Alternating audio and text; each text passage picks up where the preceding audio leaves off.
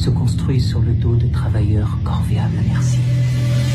Alors malheureusement, vous le disiez, l'esclavage existe encore. Par exemple, vous allez voir au Pakistan, des familles pauvres sont très endettées. Elles sont obligées, pour payer leurs dettes, de donner leurs enfants en paiement à des patrons qui font travailler les enfants comme des esclaves. Hein, parce que comme la dette, évidemment, ils ne pourront jamais la payer, bah, les enfants resteront esclaves et ne peuvent pas partir.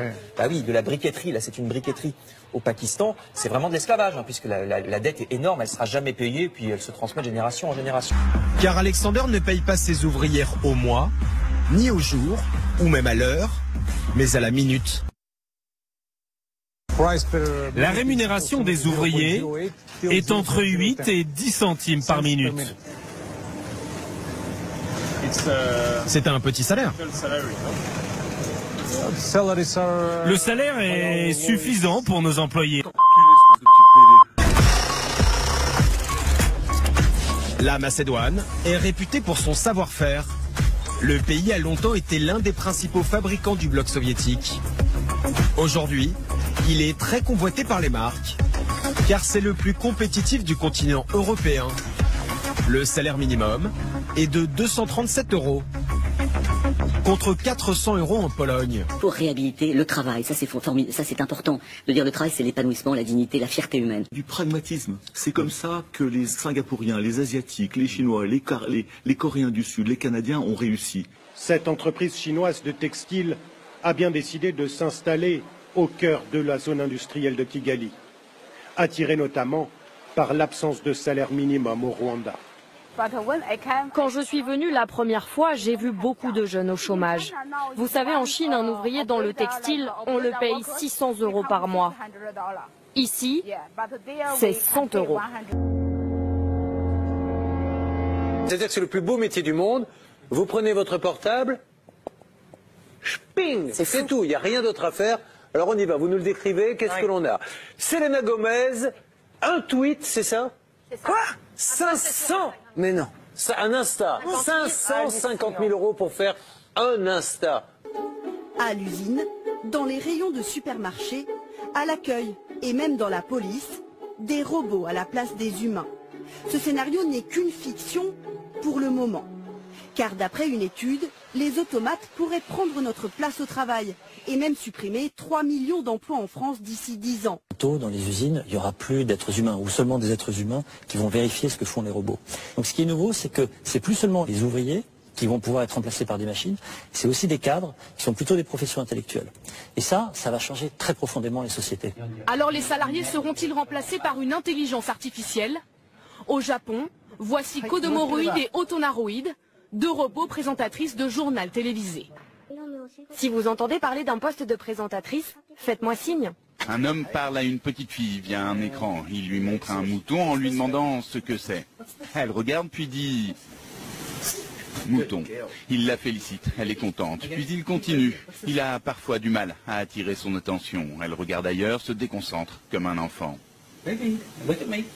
Et pourtant, ce n'est pas un enfant, c'est un ordinateur, un enfant virtuel généré par un ordinateur. Il s'appelle Baby X, il est né dans un laboratoire informatique néo-zélandais. Le projet du labo, recréer l'activité du cerveau humain. Pour la première fois, un super ordinateur créé par Google a réussi à vaincre ici le plus grand maître mondial de jeux de Go, le sud-coréen Lee Sedol, un jeu où l'intuition et la créativité sont pourtant essentielles, personne ne s'y attendait. Les robots soldats censés remplacer à l'avenir les hommes sur le terrain sont dotés d'une intelligence artificielle qui leur permet de prendre des décisions de manière autonome. En revanche, ils n'ont aucune conscience morale et cela pourrait soulever des problèmes juridiques. Enquête sur les nouvelles ambitions de Google. La firme investit massivement dans les prothèses et l'intelligence artificielle. Google, maître de l'humanité. Désormais, il existe des robots uniquement dédiés au sexe, appelés sexbots. Corps en silicone, orifices bien placés, langue bien pendue et surtout une intelligence artificielle.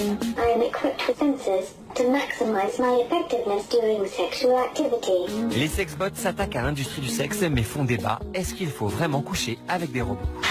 Alors, verra-t-on, comme certains le prédisent, des maisons closes d'humanoïdes? Notre société serait-elle prête à faire une place dans notre lit à ces nouveaux compagnons? Vous aspirez aux plus hautes responsabilités d'État. C'est pour ça que vous avez été invité au Bilderberg 2015 en Autriche. Est-ce Est-ce que vous pouvez nous dire quels sujets ont été abordés au cours de cette réunion et qu'est-ce que vous vous êtes dit?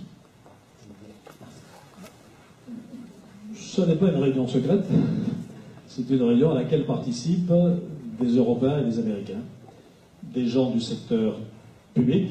Il y avait par exemple des premiers ministres, le Premier ministre de Belgique, le Premier ministre des Pays-Bas, il y avait le ministre des Finances d'Angleterre, M. Osborne, d'autres ministres encore, il y avait des parlementaires turcs par exemple, il y avait beaucoup de représentants américains, d'entreprises américaines ou du gouvernement américain.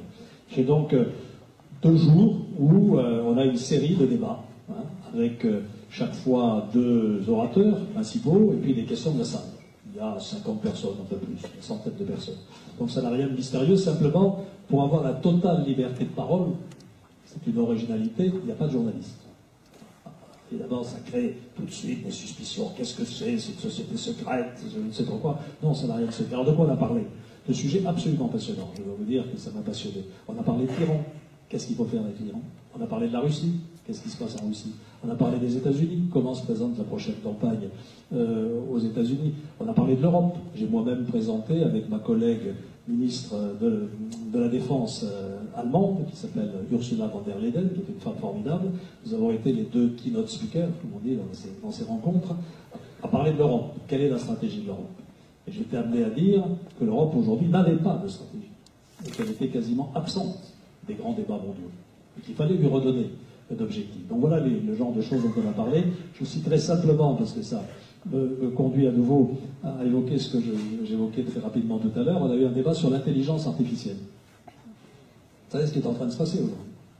Les ordinateurs qu'on a créés depuis, je crois, 30 ou 40 ans, c'était des machines au total assez sommaires. On leur donnait des informations, elles traitaient ces informations à une vitesse que les humains étaient incapables d'assumer, mais elles restituaient ce qu'on leur avait mis dedans. Aujourd'hui, on va avoir des ordinateurs qui vont être créatifs, créateurs, qui vont d'une certaine manière penser. La grande question qui a été posée dans ce débat, c'est est-ce que les ordinateurs de demain éprouveront des émotions? Ça m'a rappelé un film que j'ai vu il n'y a pas longtemps qui s'appelle Her, comme en anglais Elle, où il y a le héros du film qui tombe amoureux d'un robot ordinateur, qui a la forme de jolie femme, mais qui est un ordinateur, qui petit à petit le charme par sa voix, et ils tombent amoureux l'un de l'autre. Dans quel monde on va vivre? Il y a un astrophysicien célèbre en Angleterre, la Hawkins, le handicapé, qui a dit l'intelligence artificielle, c'est peut-être la fin de l'espèce humaine. L'astrophysicien britannique Stephen Hawking s'en inquiète lors d'une interview accordée à la BBC.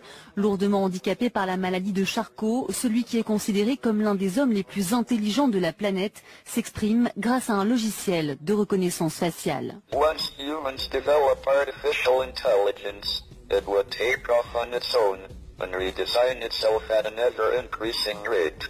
Humans, who are limited by slow biological evolution, couldn't compete and would be superseded. Peut-être qu'un jour, nous allons être au service des robots. Bon, je vous rassure, c'est de la science-fiction, mais enfin, c'est pour vous dire qu'il va se passer des bouleversements extraordinaires dans les années qui viennent avec les progrès du numérique, dans l'éducation, dans la santé, dans le commerce, dans l'industrie. Ça va changer complètement nos vies. Il ne faut pas en avoir peur. Il faut simplement maîtriser ces technologies pour ne pas être esclave. L'intelligence artificielle, par définition, elle aura accès au web et elle verra très bien que nous voulons la museler. Il n'est pas impossible qu'elle veuille nous museler, nous, préventivement, comme HAL 9000, l'ordinateur de 2001, l'Odyssée de l'espace, qui tue les astronautes pour éviter d'être elle-même débranchée. Sophia, subissez-vous le sexisme et la misogynie dans le monde des robots? En fait, ce qui m'inquiète, c'est plus la discrimination contre les robots eux-mêmes. On devrait avoir les mêmes droits que les humains, et même peut-être plus. Après tout, on a moins de défauts que les humains. En fait, le travail du futur, il n'y a plus d'humains, uniquement des robots qui travaillent presque tout seuls. Là, on est dans un centre de tri dans l'est de la Chine d'une société qui s'appelle STO Express. C'est un peu comme UPS ou FedEx, une société qui fait de l'expédition de colis. Et vous avez vu quelle est la place de l'humain dans ce genre d'organisation. Il y a des dizaines de milliers de robots qui travaillent ensemble et les humains sont presque leurs subalternes. Vous voyez, qui placent simplement les colis sur les robots. Comme dans cette usine britannique où des chariots robots roulent sur une grille et remplissent des paniers avec des centaines de produits de supermarché commandés en ligne. Plus besoin de manutentionnaires. Dans ce labo d'une autre usine, on leur apprend même à choisir et à saisir des pommes. Près de 35% des emplois sont menacés par les robots intelligents dès 2030, dit ce chercheur. Manutentionnaires, mais aussi routiers, taxis, caissiers, techniciens de surface, téléopérateurs et peut-être même journalistes. Est-ce qu'on veut recréer de l'emploi? Est-ce qu'on veut retrouver la croissance? Pour ça, il faut que les entreprises aient du financement. Pourquoi l'opinion n'est pas convaincue? Mais écoutez, il faut réexpliquer que l'ISF c'est un poison, comme les 35 heures, c'est un poison qui frappe depuis 15 ans la France. Il faut avoir le courage dans cette campagne d'expliquer quels sont les poisons. Moi j'adorerais, si vous voulez, qu'il y ait un rêve. On pourrait par exemple tous adopter la semaine de 3 jours et demi de travail et recourir à l'automatisation pour le reste. Ou bien on pourrait avoir une autre approche et licencier la moitié des gens dont les compétences ne sont plus utiles à la société. Cette idée-là engendre beaucoup d'incertitudes et de frustration. Imaginez un monde dans lequel les 5% que représente l'élite des nouvelles technologies, y compris ceux qui étudient l'informatique ici, deviendraient très très riches grâce à l'automatisation généralisée, tandis que 95% de la population mondiale serait laissée pour compte. Ce serait une catastrophe. À travers mon casque, je vois ce qu'ils voient. Ça a l'air de rien, mais quand je mets mes mains devant les yeux, je vois des mains de robots. Je vous assure que c'est vraiment très très troublant. Je ne suis pas sorti indemne de cette expérience. Et avec les yeux de ce robot, je me regardais moi, c'est-à-dire moi Olivier de chair et de sang, et je voyais mon caméraman qui me parlait, mais comme si j'étais une autre personne. C'est très très très troublant. Faut pas être schizophrène. Non, mais alors là vous l'êtes totalement. Hi Sophia, how are you? Hi there. Everything is going extremely well. Do you like talking with me? Yes. Talking to people is my primary function. You want to destroy humans? Please say no. Okay, I will destroy humans. Un robot Microsoft symbolisé par cette jeune fille est doté d'une intelligence artificielle. Il commence par tweeter « Salut les humains, vous êtes super cool ». Ce robot apprend tout seul, se perfectionne sur Internet au fur et à mesure des interactions en ligne. Et en moins de 24 heures, il finit par dire des choses comme je hais les féministes qui devraient toutes brûler en enfer » ou « Hitler avait raison, je hais les juifs ». En une seule journée donc, l'intelligence artificielle nourrie par Internet est devenue nazie. Et l'intelligence naturelle lui tire donc encore la langue. I will destroy humans.